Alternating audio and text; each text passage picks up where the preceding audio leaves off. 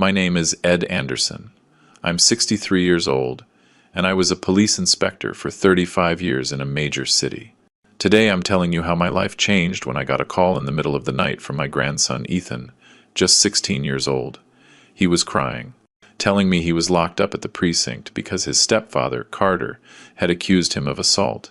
What I uncovered that night started a war against corruption that even I, with all my experience, never could have imagined. But before I tell you how it all started, I need to ask you a favor. Please like this video, subscribe to the channel, and comment where you're watching from. Your support is critical, and it could save lives. The phone rings at 3:14 a.m.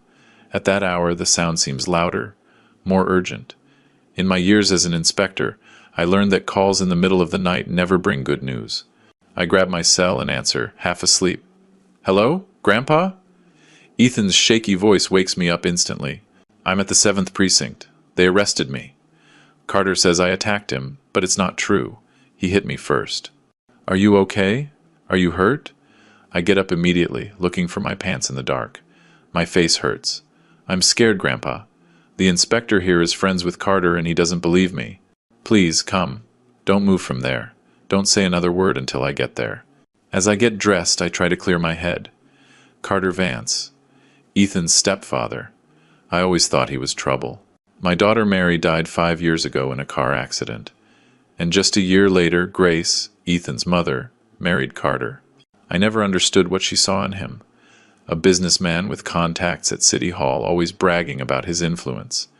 I grab my old inspector's badge, my wallet, and the car keys. Maybe I don't have official authority anymore, but I know the system, and a lot of people still in it. The badge, even expired, still carries some weight. I drive through the empty city streets, anxiety eating me alive. Ethan was always a good kid, studious, quiet, never looked for trouble. If he's in a precinct holding cell, something is very wrong. I get to the 7th precinct, a building I know well. I worked there my first 10 years on the force. As I walk in, the familiar smell of stale coffee and disinfectant hits me like an old friend. At the desk, a young officer is typing something. "Good evening. I'm Ed Anderson, former inspector. My grandson, Ethan Alvarado, is being held, and I want to see him." The officer looks at me with indifference. One moment. She types something else and picks up the internal phone. "Inspector Camacho, there's a man here who says he's the grandfather of the kid detained for assault." I wait impatiently, tapping my fingers on the counter. The inner door opens and Victor Camacho appears. I recognize him immediately.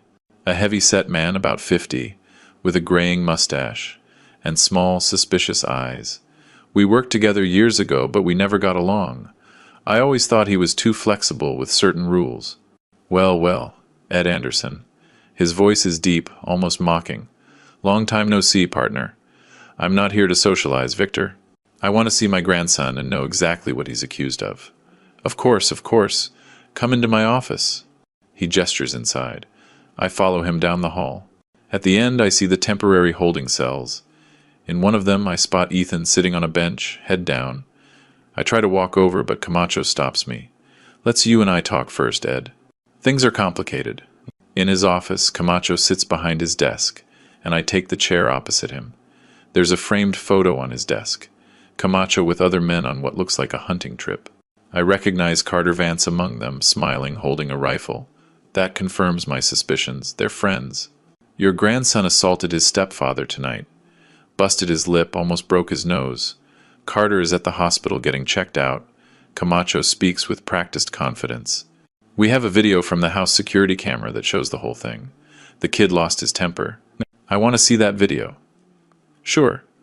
He turns his monitor toward me and plays a file. On the screen, I see what looks like a living room. Carter walks into the frame, seemingly talking. Ethan appears, visibly upset. Suddenly, the image shows my grandson pushing Carter, who falls backward. The recording ends right there. "That's it?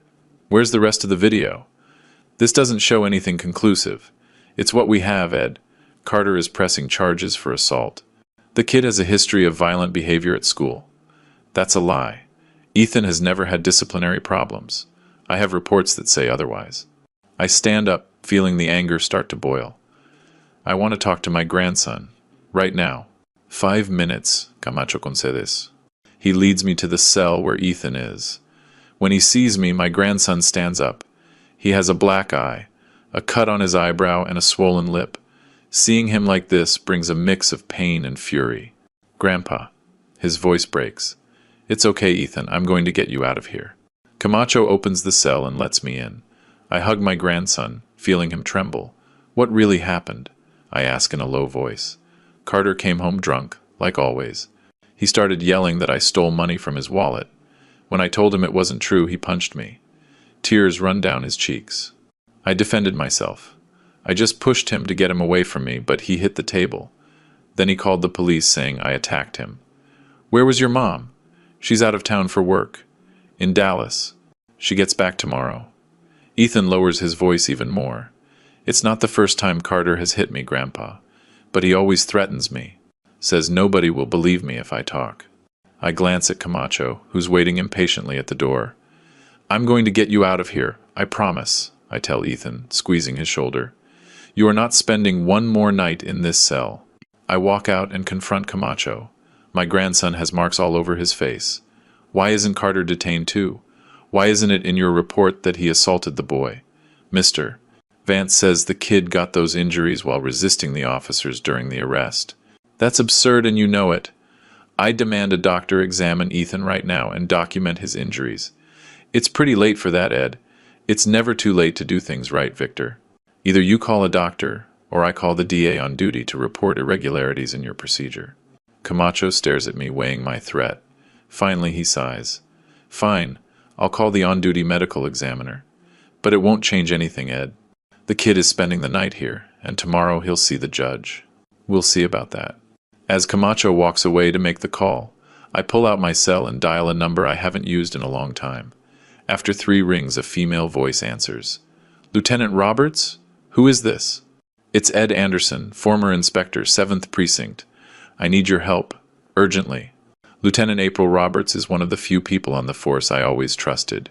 Young, smart, and most importantly, incorruptible. I explain the situation quickly. I'm on duty tonight, she says.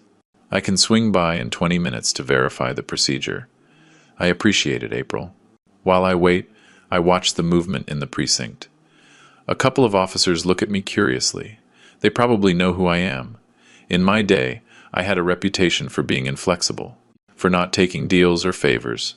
It earned me respect from some, and enemies from many.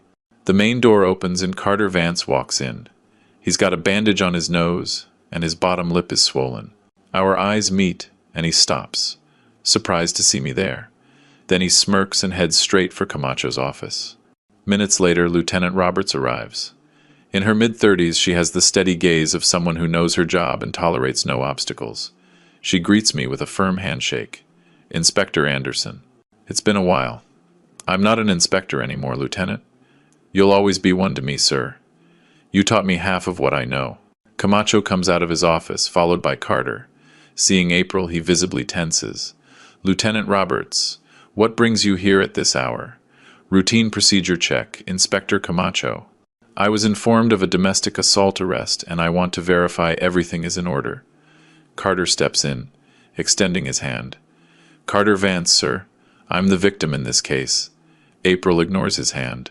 Lieutenant Roberts. I need to review the case file and see the detainee. I already called a doctor to examine the boy, Camacho says. Excellent. I'll be present for that exam. Now, the file? Camacho leads her to his office. Carter stays with me in the hallway, a smug smile on his face that turns my stomach. It's a shame we have to meet under these circumstances, Mr. Anderson, he says with false courtesy. Ethan always speaks so highly of you. Cut the hypocrisy, Vance. I know exactly what you did. His smile vanishes. Be careful what you imply. I have the video that proves who assaulted whom. A conveniently edited video. What happened before the part Camacho showed me? Nothing relevant. He steps closer, lowering his voice. Look, Mr. Anderson, I understand you want to defend your grandson, but the kid has problems.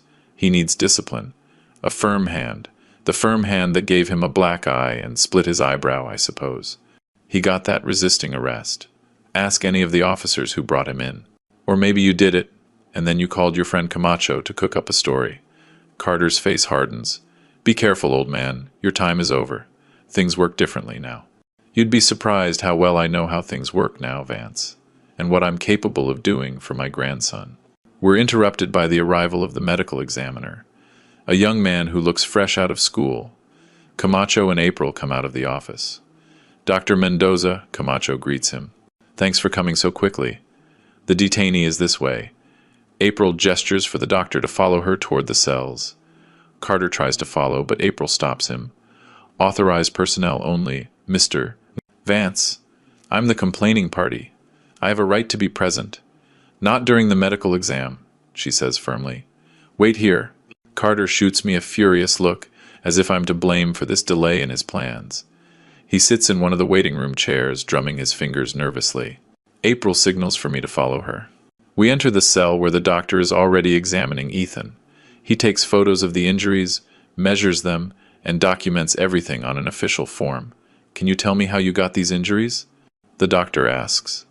Ethan looks at me, seeking approval. I nod slightly. My stepfather hit me. First a punch here, he points to his eye, and then he shoved me against the wall. I hit my head and cut my eyebrow on a shelf. When did this happen? Tonight. A little after 11. The doctor jots it all down and continues his exam. When he's finished, he turns to April. The injuries are consistent with his story. The periorbital hematoma, the black eye, has the coloring of a blow from about 4 to 5 hours ago. The cut on the eyebrow is characteristic of an impact wound against an object with an edge, not a direct punch. April nods. Thank you, doctor. I need your report as soon as possible. You'll have it in an hour, max. When the doctor leaves, April looks at me. This contradicts the initial report, Inspector. Of course it does. Camacho is covering for Carter. I also reviewed the video, she says in a low voice. Something's off. The metadata shows it was edited 2 hours ago. The original recording must be longer. Can you get it? I need a warrant to access the home surveillance system. And for that, I need proof of evidence tampering. Ethan speaks up. The neighbor, Mrs. Klein. She has cameras pointed at our driveway. She's always recording.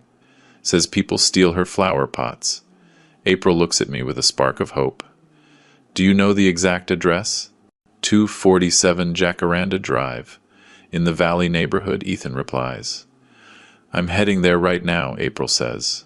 If that footage shows something different, we can turn this whole thing around. I'll stay with him, I say, pointing to Ethan. I won't leave him alone, Grandpa, she promises, using the personal term. This stinks of corruption, and you know that's what infuriates me the most. When April leaves, I sit next to Ethan on the cell bench. He's exhausted, scared, but I see a spark of strength in his eyes that I've always admired. Does Mom know about this? He asks. Not yet. I was hoping to solve this before worrying her. She's going to take Carter's side. She always does. Your mother loves you, Ethan. But sometimes love makes us blind. Carta manipulatus hea. He makes her believe I'm the problem, that I disrespect him. And she believes him because he stops. Because, why? Because he has money. Because ever since Dad died, Mom is scared of being alone. It hurts to hear, but I know he's right. Grace, my daughter-in-law, never fully recovered from the death of my daughter Mary. They were very close. Carter appeared at the perfect moment, offering financial and emotional stability. Or so it seemed. We're going to fix this, I promise, Ethan. And after, you and I are going to have a long talk about everything that's been happening in that house. Time crawls by in the precinct. Camacho appears occasionally, giving us anxious looks. Carter has stayed in the waiting room, talking quietly on his phone. Almost 2 hours later, the main door opens. April walks in, accompanied by a stern-looking older woman. District Attorney Melinda Moss. I recognize her immediately. Her reputation for being incorruptible precedes her. Behind them is a small, elderly woman holding a cell phone. Mrs. Klein, I assume. Camacho's expression turns to pure panic when he sees the DA. Carter stands up, confused by this unexpected turn. Inspector Camacho, Melinda Moss says in a firm voice. Lieutenant Roberts has informed me of possible irregularities in this case. Show me the file and the video immediately. While Camacho, visibly nervous, leads the DA to his office, April approaches our cell. We found something, she tells me quietly. Mrs. Klein had recordings from 3 days ago showing Carter shoving Ethan against the door, and better yet, she has audio of him threatening him. Hope swells in my chest. For the first time since I got here, I feel like things might turn out okay. The system is rotten. I know that better than anyone. But there are still people like April and Melinda fighting for justice. Thank you, I say to April with all my heart. She smiles slightly. Don't thank me yet, Inspector. The night is young, and this battle is just beginning. D.A. Moss spends over an hour locked in Camacho's office. Through the blinds, I see tense gestures, documents being pointed at, severe looks. Carter stays in the waiting room, constantly checking his phone. I watch him try to keep his composure, but his right leg is bouncing nervously, betraying his anxiety. Mrs. Klein, Ethan's neighbor, approaches our cell with April. She's a small woman in her 70s, but with the sharp eyes of someone who's seen a lot. So you're the grandpa, she says. No nonsense. The boy always speaks well of you. Thank you for coming, ma'am. Mrs. Klein, she corrects me. And don't thank me. That man, she gestures discreetly toward Carter, is a devil in disguise. I've seen him, you know. How he changes when he thinks no one is watching. Ethan looks at her with obvious gratitude. Mrs. Klein winks at him. I brought you a donut, kid, but these cops wouldn't let me give it to you. Said it might have a file in it. She lets out a short laugh. As if I know how to do that. The office door finally opens. D.A. Moss comes out first, her face grim. Camacho follows, visibly uncomfortable. The D.A. approaches our cell. Mr. Anderson, I'm District Attorney Melinda Moss. Her voice is firm but not hostile. We've reviewed the case and I've found significant irregularities in the procedure. Carter stands up, walking over quickly. D.A. Moss, a pleasure to meet you. Carter Vance. I trust you'll see justice done in this unfortunate incident. The D.A. barely looks at him. Mr. Vance, I suggest you contact a lawyer immediately. A lawyer? But I'm the victim here. That is yet to be determined, she replies dryly. Lieutenant Roberts, release Mr. Alvarado. His detention did not follow established protocols. April doesn't hide her satisfaction as she opens the cell. Ethan looks at me, disbelieving. I can go? Yes, the DA confirms. But I need both you and your grandfather to remain available for further statements. Carter steps forward, visibly upset. This is unacceptable. You're just letting my attacker go? What kind of justice is this? Mr. Vance. The DA's voice takes on a sharp edge. The recordings we've reviewed show a very different version of events. Tampering with evidence is a federal crime. If you wish to avoid more serious charges, I suggest you moderate your tone and cooperate fully with the investigation. Carter turns pale. He looks at Camacho, who avoids his gaze, understanding that the ship is sinking. Inspector Camacho, the DA continues. You are temporarily relieved of your duties until the internal investigation is complete. Surrender your badge and weapon to the officer on duty. Camacho's face twists in a mix of disbelief and contained rage. This is a mistake, DA. My procedures were standard. Your procedures included accepting tampered evidence and omitting crucial information from the initial report. The medical evaluation of Mr. Alvarado directly contradicts your statement of facts. The DA doesn't raise her voice, but every word lands like a hammer. Lieutenant Roberts is in charge of this precinct until further notice. We leave the precinct just as the sky begins to lighten. The cool morning air is refreshing after hours in that oppressive environment. Ethan walks beside me in silence, visibly exhausted but relieved. Where are we going, Grandpa? To my house. You can't go back to yours. Not right now. In the car, I notice Ethan slowly relaxing. The silence between us is comfortable, but I know we have a lot to talk about. This isn't over, is it? He finally asks. No, Ethan. It's just beginning. At my house, I make coffee while Ethan takes a quick shower. I lend him some old clothes from when my son Daniel, Ethan's father, lived with me. They're a bit big, but they'll do. Sitting in the kitchen with steaming mugs in front of us, we finally have that pending conversation. How long has this been going on, Ethan? My grandson stares into the dark liquid. Soon after he married Mom. At first it was just yelling, small humiliations. He said I was lazy, that I didn't help around the house, that I spent too much. Did your mother know? It always happened when she wasn't there. And when I told her, Carter denied everything. He said I was exaggerating, or just making things up to separate them. Ethan swallows hard. After a while, Mom stopped believing me. When did it turn from words to fists? About 6 months ago. He came home drunk, furious because he'd lost money on an investment. He said I was bad luck, that since I came into his life, everything was going wrong. Ethan's voice breaks slightly. He slapped me so hard I fell to the floor. Then he cried, apologized, gave me money so I wouldn't say anything. I feel the anger rising, but I force myself to stay calm. Why didn't you call me then? I thought I could handle it, and I was afraid that if I reported him, Mom would suffer. She seemed happy for the first time since Dad died. The phone interrupts our conversation. It's Grace, Ethan's mother. Dad? Carter just called me, completely hysterical. He says Ethan attacked him and that you interfered to get him out of the precinct. What is going on? I explain the situation as calmly as possible, but Grace is skeptical. I know Carter, Dad. He's not the monster you're describing. You haven't seen your son. He has a black eye and his eyebrow is split open. Are you going to say he did that to himself too? The silence on the other end of the line tells me everything. Part of her suspected, but she chose not to see. I'm on my way, she finally says. I want to talk to Ethan. After I hang up, I meet my grandson's questioning gaze. Mom's coming? Yes, but you don't need to worry. I won't let her take you back to that house. While we wait, Ethan finally falls asleep on the sofa.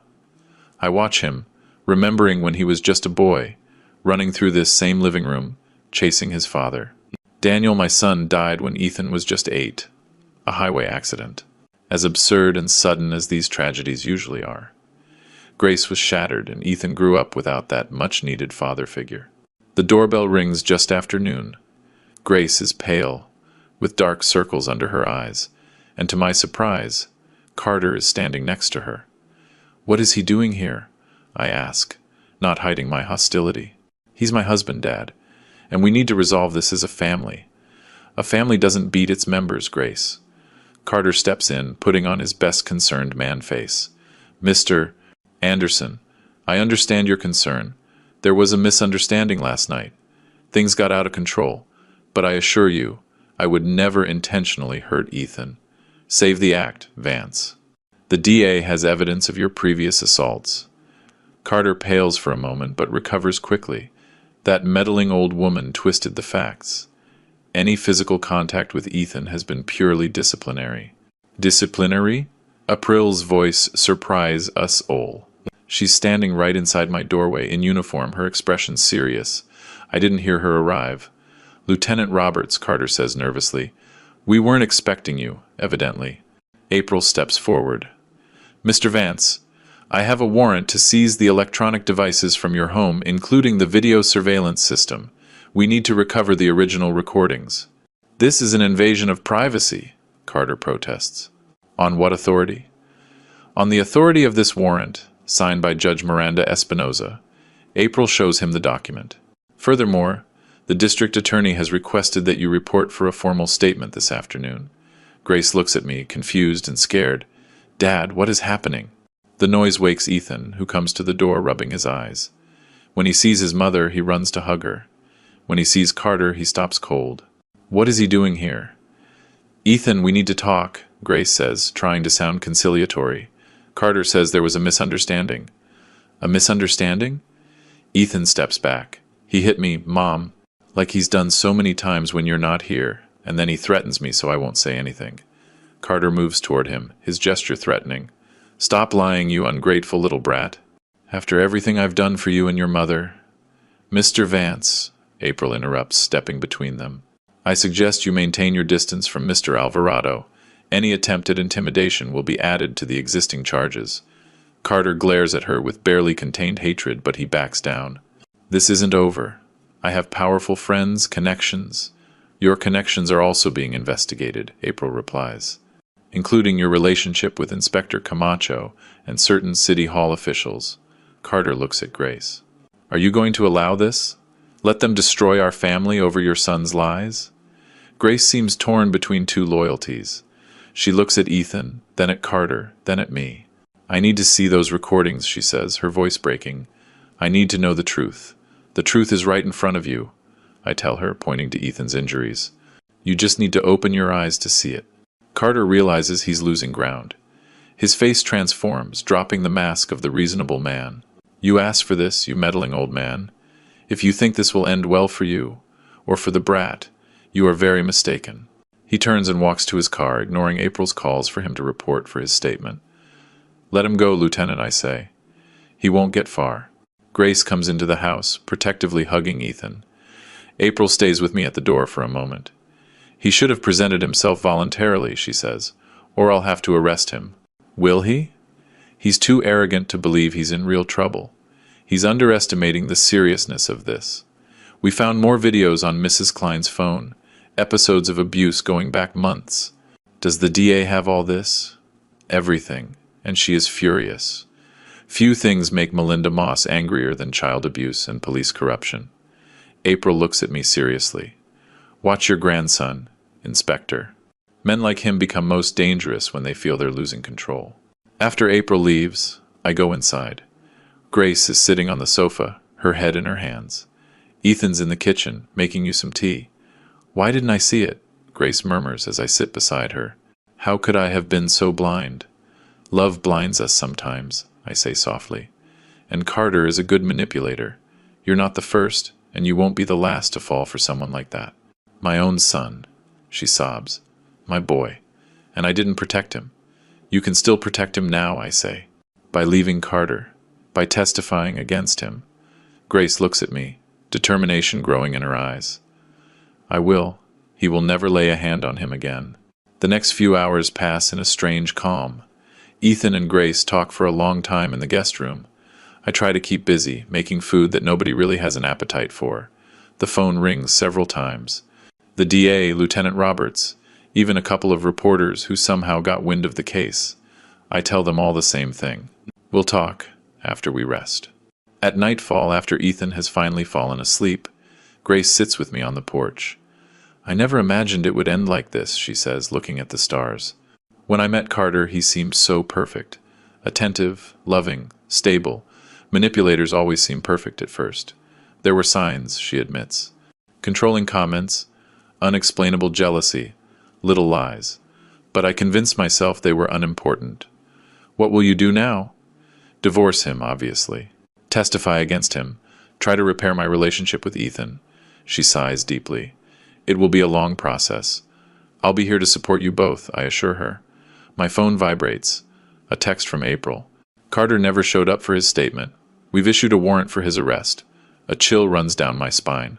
A man like Carter, cornered, is dangerous. What's wrong? Grace asks, noticing my expression.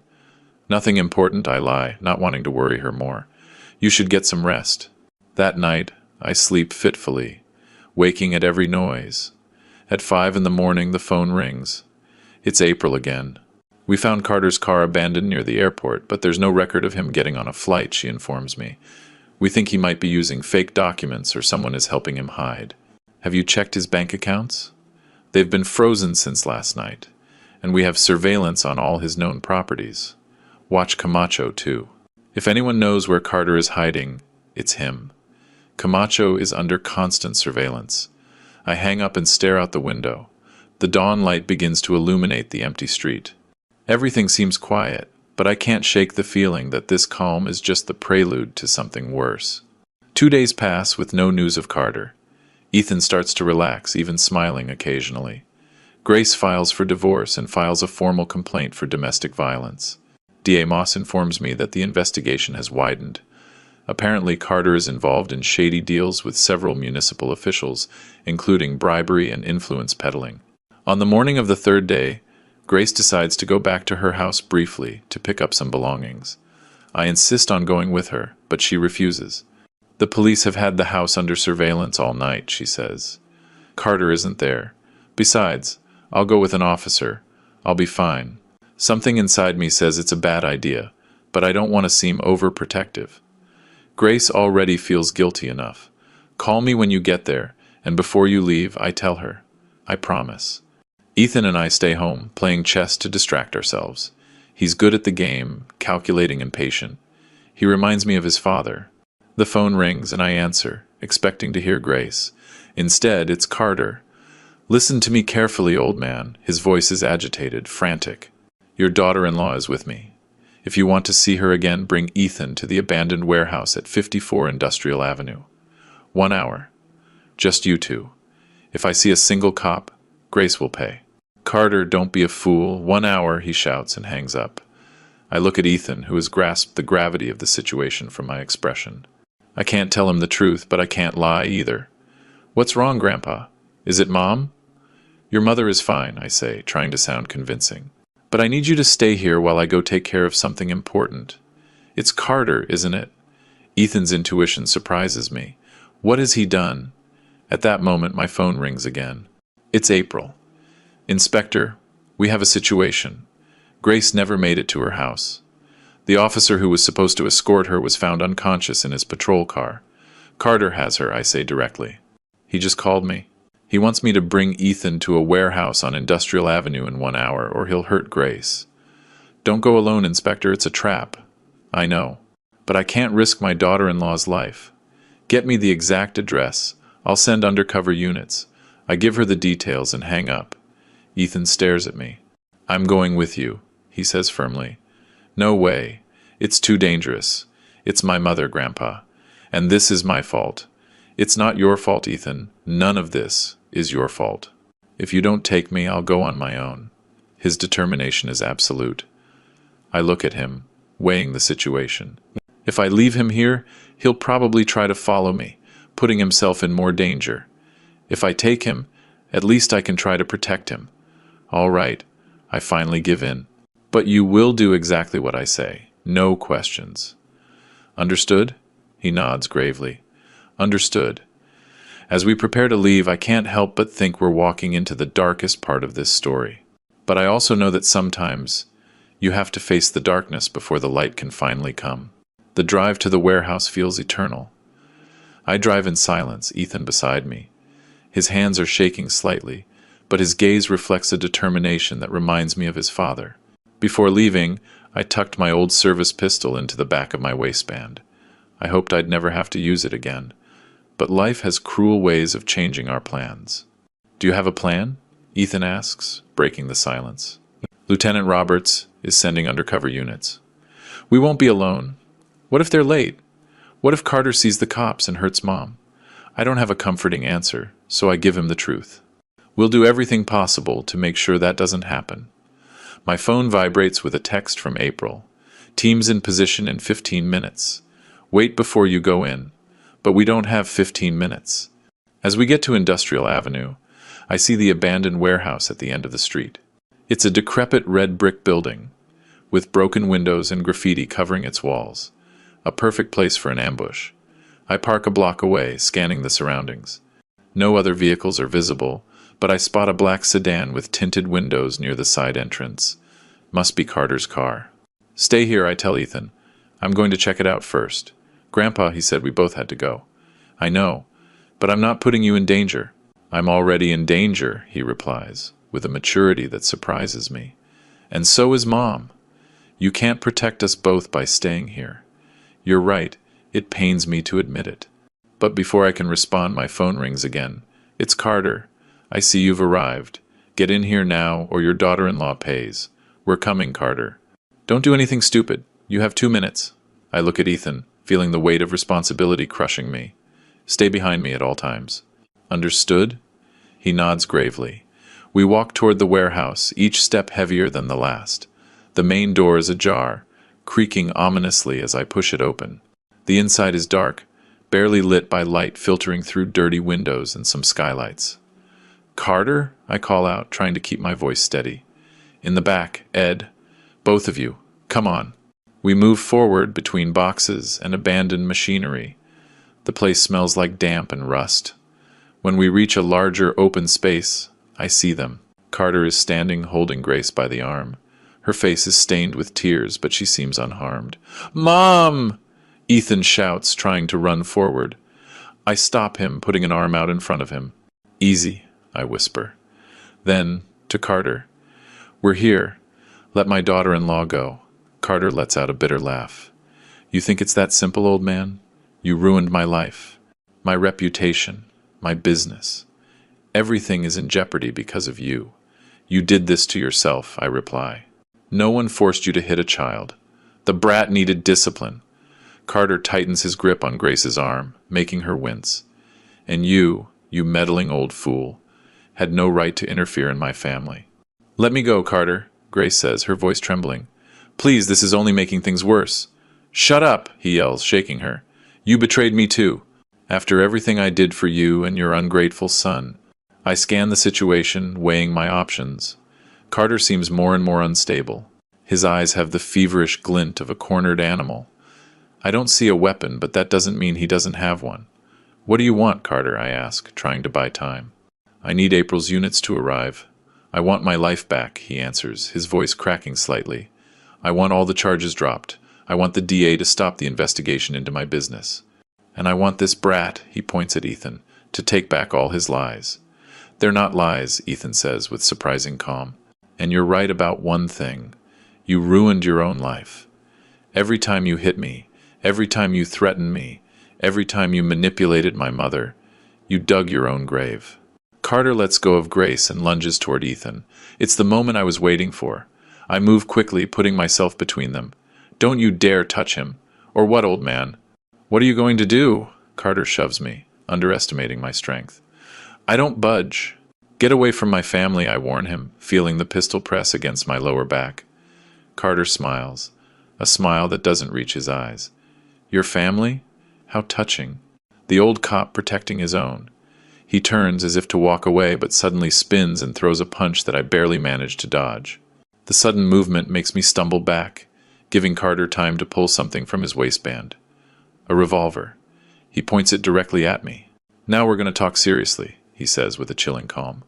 You and I know how this works, Ed. Men like us understand the language of power. Put the gun down, Carter. The police are on their way. Of course they are. I was expecting them. He smiles again. But by the time they get here, we'll have already settled our business. Grace takes advantage of the distraction to move to Ethan, hugging him protectively. Carter looks at them with contempt. Look at the happy family. How sweet. Carter, I try to reason with him. You can still get out of this. Put the gun down. Surrender. Cooperate with the DA. Maybe they'll make a deal. A deal? He laughs. No, Ed. Men like me don't make deals. We either win or... He leaves the sentence hanging. But his look says it all. I hear a faint noise behind me. Someone has entered the warehouse. I keep my expression neutral, not wanting to alert Carter. Why don't we let Grace and Ethan leave? I propose. This is between you and me. No, Carter replies, waving the gun. They're part of this. They're my insurance. The noise becomes more obvious. Carter tenses, looking into the shadows behind me. Who's there? He yells. Show yourself or I shoot! I take advantage of his momentary distraction to move closer to Grace and Ethan, positioning myself in front of them. If Carter shoots, he'll have to go through me first. Police! April's voice echoes in the warehouse. Drop the weapon, Mr. Vance! Carter seems surprised, but not scared. Lieutenant Roberts! How predictable! Did you come alone or bring backup? You're surrounded, Vance. There's no way out. There are always ways out, Lieutenant. Carter adjusts his stance, steadying his grip on the revolver. You just need the right incentive. I glance into the shadows, trying to locate April. I see her partially hidden behind a column, her weapon aimed at Carter. Let them go, Carter, she says firmly. More units are arriving. In minutes, this place will be full of officers. Then we don't have much time, Carter replies. He suddenly points the gun at Ethan. Either you let me walk out of here, or the kid pays for everything. It all happens in an instant. Without thinking, I lunge at Carter just as he pulls the trigger. The shot echoes through the warehouse, deafening. I feel a sharp pain in my shoulder, but I manage to tackle Carter, bringing him to the ground. The gun falls from his hand, skittering across the concrete floor. April emerges from the shadows, running toward us. Grace screams, holding Ethan, who seems unharmed. Carter and I struggle on the floor. Despite my age, the adrenaline gives me the strength to keep him pinned until April arrives and cuffs him. Are you okay, Inspector? April asks, noticing the blood on my shirt. It's just a scratch, I lie, feeling the pain intensify. Take care of him. More officers flood into the warehouse, securing the place. One of them comes to me with a first aid kit, while Carter is pulled to his feet and led away, screaming threats and insults. This isn't over, he yells. I have powerful friends. I'll get revenge on all of you. Grace and Ethan rush over, worried about my wound. Grandpa, you're bleeding. A lot, Ethan says, his eyes full of tears. I've had worse, I try to reassure him, though the pain is considerable. An ambulance is on the way, April informs me.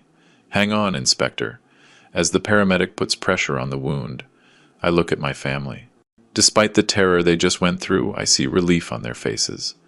Carter can't hurt them anymore.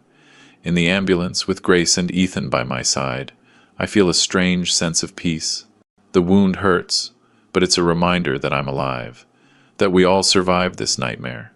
Thank you, Dad, Grace whispers, squeezing my hand, for saving us. I always will, I reply, feeling the sedative they gave me start to kick in. I'll always be there for you. The days in the hospital pass slowly. The bullet grazed the bone in my shoulder, but did no serious damage. The doctors say I'll have full mobility after a few weeks of therapy.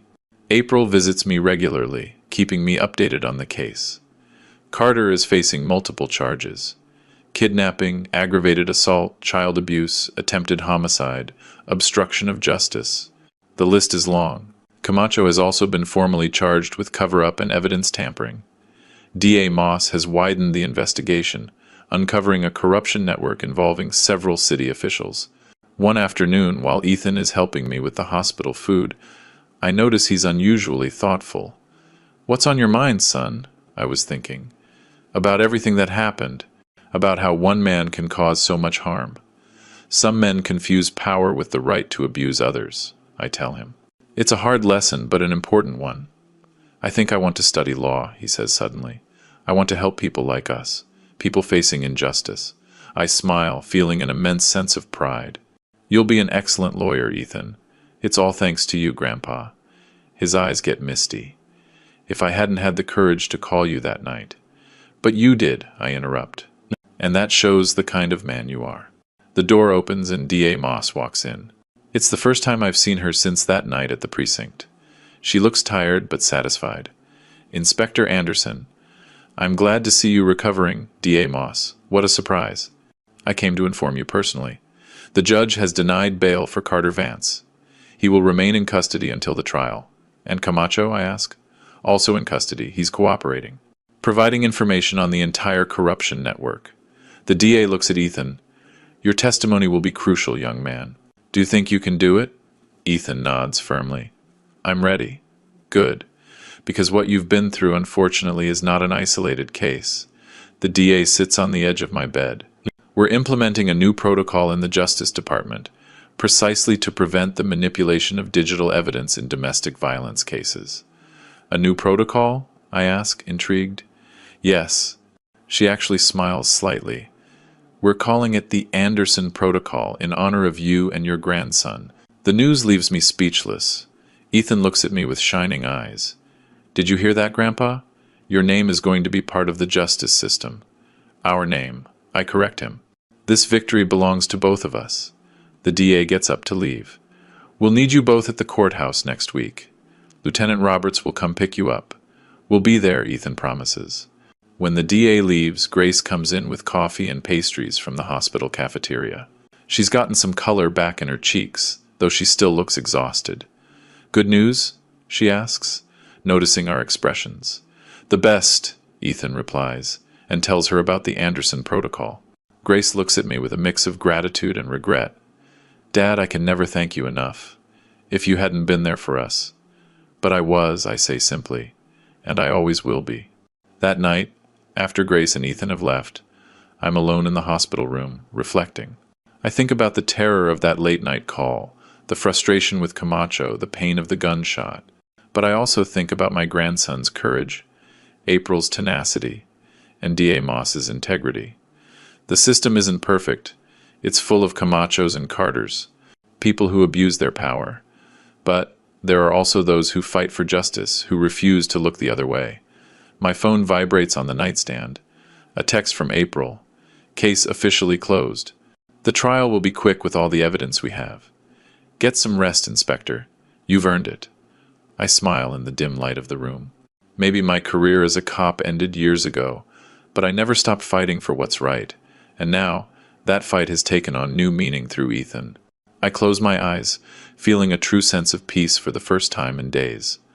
The pain in my shoulder is a small price to pay for my family's safety, and knowing our experience will help protect others fills me with a quiet pride. Tomorrow, I'll be discharged. Tomorrow, the real healing begins. Not just my physical wound, but the invisible wounds Carter left on Ethan and Grace. It will be a long road, but we'll walk it together, as a family. And as I drift off to sleep, I think about all those people suffering in silence, trapped in cycles of abuse and fear. Maybe our story, when it gets out, will give them the courage to make that desperate call in the middle of the night, to ask for help, to break the silence. Because sometimes, all it takes is the courage to dial a number and say, "I'm scared. Please, help me." The courthouse hallways are crowded, but I walk with determination, leaning on a cane the doctors insisted I use for at least another month. The wound in my shoulder has healed well, though it still aches when the weather changes. Ethan walks beside me, tall and calm. In these past few weeks, he's matured so much that I sometimes hardly recognize the scared teenager who called me that night. Today is sentencing day. After a trial that lasted 3 weeks, the judge will announce the fate of Carter Vance and Victor Camacho. The evidence presented by the prosecution was overwhelming. The recovered videos, Mrs. Klein's recordings, Ethan's brave testimony, and the medical reports documenting the pattern of abuse. Nervous? I ask my grandson as we wait outside the courtroom. A little, he admits. Do you think he'll really pay for what he did? Damos did an exceptional job. And your testimony was flawless, Ethan. Firm, clear, without contradictions. Grace joins us wearing a formal suit.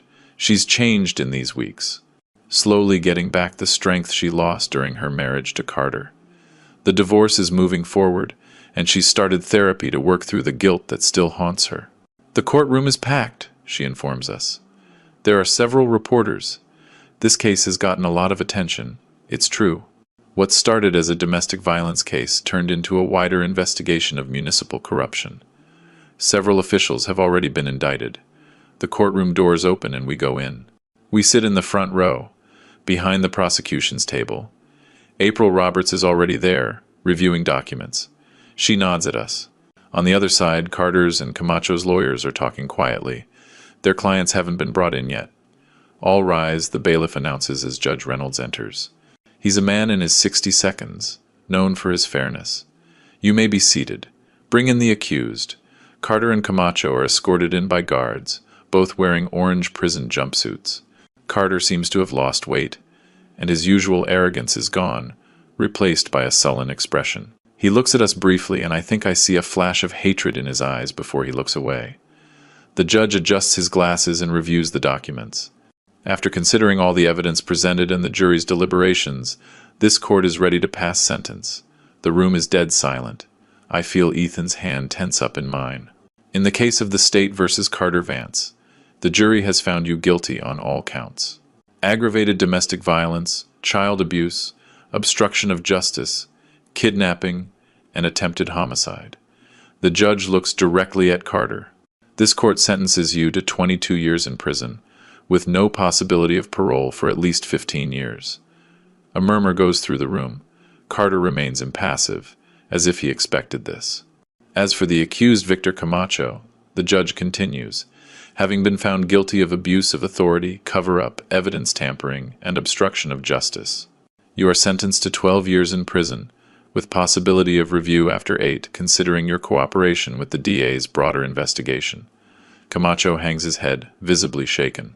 Furthermore, the judge adds, this court orders both defendants to pay restitution to the victims, the amount to be determined in a subsequent civil hearing.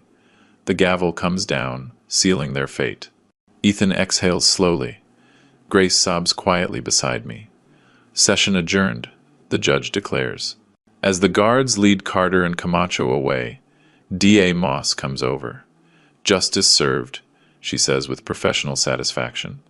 The judge was as firm as we'd hoped. Thank you for everything, D.A., I say sincerely. Don't thank me. Thank your grandson. She looks at Ethan with admiration. His testimony was crucial, especially when he described the systematic pattern of abuse. Many teenagers wouldn't have had that clarity or courage. Ethan smiles shyly. I just told the truth. Sometimes that's the hardest thing to do. The DA checks her watch. I have to go. We have a press conference in 20 minutes about the case and the new protocol. Would you like to join me? I look at Ethan and Grace. I think we need a moment in private, Grace answers. It's been an intense morning. Of course.